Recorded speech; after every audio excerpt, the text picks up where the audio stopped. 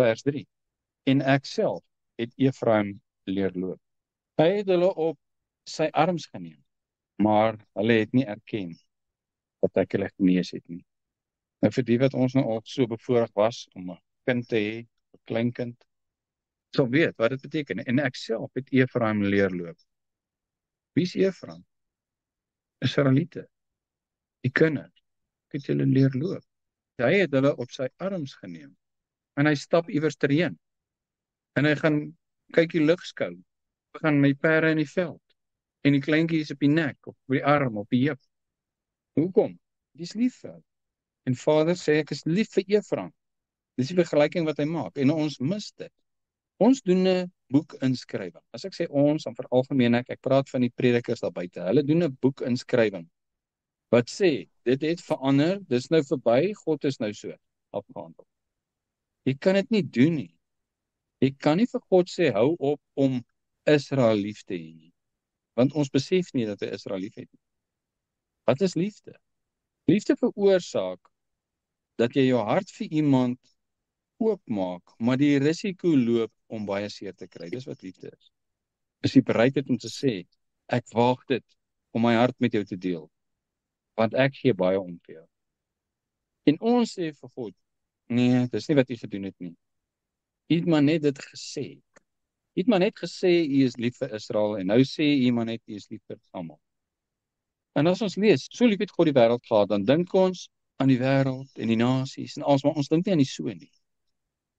Hoe lief het hy gehad, dat hy Efraim self leer loop het. Dat hy Efraim op die arms geneem het en rondgedra het. Maar sy liefde is nie geantwoord nie. Dit het nie teruggekom na hom toe nie.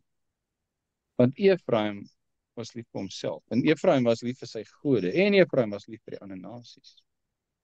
Maar Israel het nie erken dat ek hulle genees het nie. Dat is nie verhouding nie.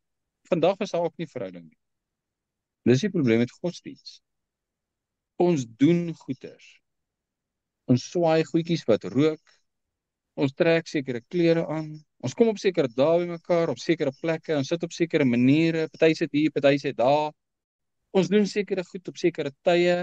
En dis ons verhouding met God. En hy sê, waar is die liefde? Verstaan jy nie wat liefde nie? Nou ons het kinders om hierdie te kan verstaan. Jou hart gaan uit na jou kind toe en jy sê, ek wil verhouding met jou hê. En jy leer jou kind loop en jy dra hom op die arms en die kind word groot en die verhouding word hegter. Hoe? Deur vormgodsdiens, as ek dit so kan stel. Het die ouers 'n verhouding met die kinders volgens 'n horlosie, volgens sekere dae, volgens sekere dinge, op sekere maniere. Nee. Jy kan nie so 'n verhouding hê nie. 'n Liefdesverhouding werk nie so nie. Maar ons sien dit nie. Ons sien nie God se hart nie. Ons sien dit as akademies. En as ek sê 'n boekinskrywing beteken dit is soos 'n vergadering. En die vergadering het nou besluit dit is nou so. En nou is dit amptelik en nou gaan ons in daai rigting. En die vergadering het besluit God het nie meer Israel lief nie. Dis soos die man en die vrou gaan hof toe om te skei.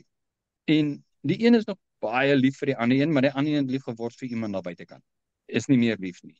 En nou kan jy vir die persoon wat nog lief het, kan jy vir hom nou sê, luister, dis nou wat gebeur het. Hier is die papiere, julle is nou geskei, daar die regter het geteken, dis afgehandel, hou nou op lief het.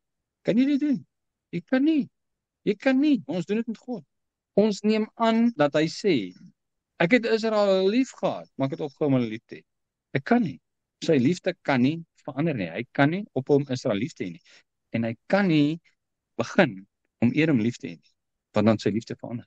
En hy is liefde en hy kan nie verander. Maar ons dink hy kan. Ons maak van hom wat ons wil. Ons dink ons is die pottebakker en hy is die klei.